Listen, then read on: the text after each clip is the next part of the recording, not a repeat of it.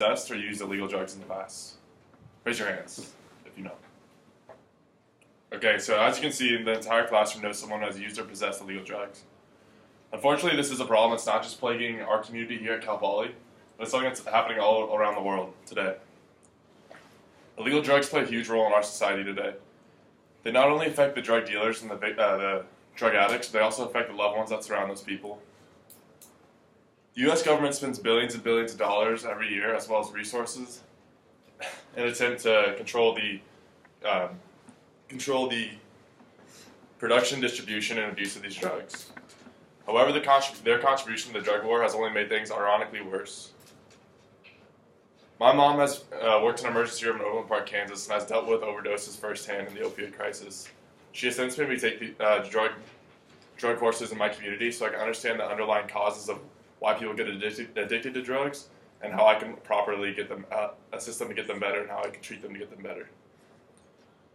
In the past week, I have since honed my skills on drug education and drug research, and I've come to the conclusion that the United States should decriminalize all drugs, as it'll help the United States in three tremendous ways. One, it'll cut down our prison populations. Two, it'll save the United States billions of dollars a year in public taxpayer money. And three, it'll cut down on the amount of diseases transmitted through sharing needles, as well as drug-related deaths.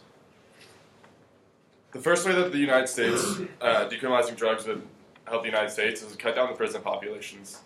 As some of you may not know, but the United States is actually the world leader.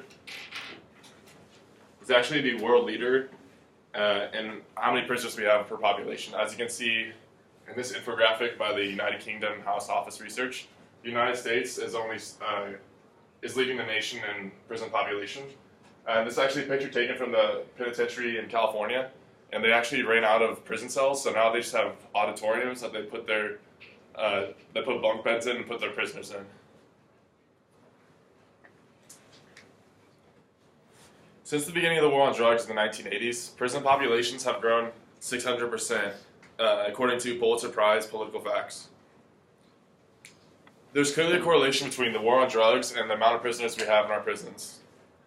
The reason that American prisons are so overcrowded is simply for drug possession charges as well as drug trafficking charges. Lauren Eisen wrote in an article for the Times Magazine titled 39% of our prisoners should not be in prison, that there are nearly 85,000 prisoners in federal penitentiaries whose worst crime is drug trafficking, and about 200,000 prisoners in state penitentiaries whose worst crime is drug possession or drug use. Releasing the prisoners would take a lot of stress off the United States government to build more infrastructure. Recently, Donald Trump has enacted a plan to turn some abandoned schools into prisons instead of revamping the school and making it a school again, which is something that's more productive as opposed to harmful for the community. A lot of the prisoners in our prisons actually shouldn't even be there in the first place. Time Magazine conducted a study and found that 25% of our prisoners, or about 364,000 people, almost all non-violent, lower-level offenders whose worst crime was simply drug possession, would be better served by probation or community service and rehabilitation.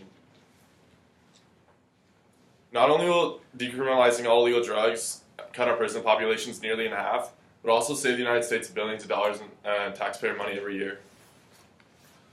A paper by Harvard economist Jeffrey Miron suggests that if the United States government simply decriminalized just marijuana, it would save about $5 billion a year in taxpayer money. But if it chose to fully legalize marijuana, it would save $7.7 billion. And furthermore, if the government decided to tax marijuana similar to the way they tax alcohol and tobacco, that they would save an additional $6 billion. So you're probably asking, what can we do with this $14 billion? Well, it turns out our drug program isn't the best. According to the National Center for Addiction and Substance Abuse at Columbia University, they conducted a study over our current rehabilitation centers across the country, and they came to the conclusion that there's actually no national standard for credentialing or for credentialing counselors in drug rehabilitation centers. There's no standard for practice or technique that they use.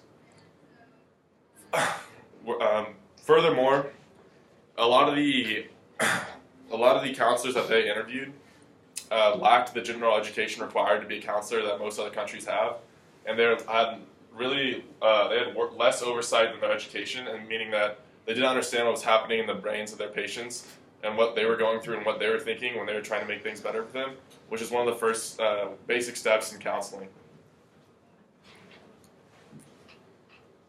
Even our best rehabilitation centers with the most extensive resources were oftentimes practicing outdated and sometimes harmful techniques for their patients.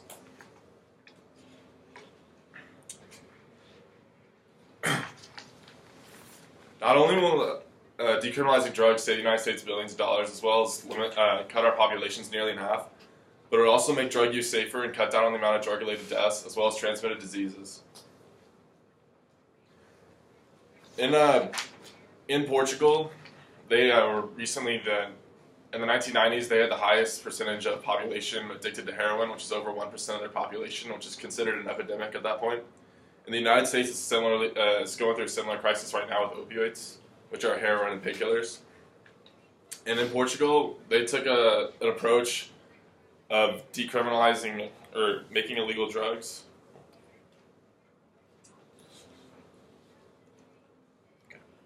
They decided to decriminalize all illegal drugs and took a stance of treating a drug addiction more as an illness instead of a crime. And right after decriminalizing illegal drugs, what they did is they started a drug outreach program in their communities. And in Lisbon, Portugal, which actually had the highest concentration of heroin addicts in the world in the 1990s, they started this outreach program that simply had vans go into communities and provide clean needles, as well as shots of methadone, which is an opioid that's an alternative opioid that's used to wean people off heroin.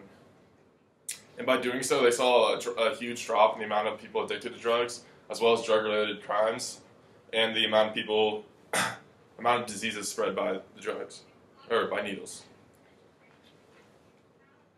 Nicholas Kristof wrote in his New York Times article titled "How to Win a War on Drugs" that HIV diagnosis attributed to injections have fallen more than 90% since 2001. Additionally, in a podcast by the National Public Radio titled "In Portugal, Drug Use is Treated as an Illness and Not a Crime," Portugal cited as having a 75% drop in drug-related crimes since 2001, as well as seeing their drug-induced death rates drop to be 5 times lower than the European Union average, and Portugal was at one point leading the European Union in the amount of people dying from drug overdoses. In conclusion, the United States could save itself a lot of time and resources if illicit drugs were decriminalized. I believe that the United States should decriminalize illicit substances because it will help out the United States in 3 tremendous ways, whether it be cutting our population nearly in half, saving us billions of dollars in taxpayer money, or cutting down on the amount of diseases spread. So please rethink your nation's drug reform and really consider what's for the common good and what's for the best for our country.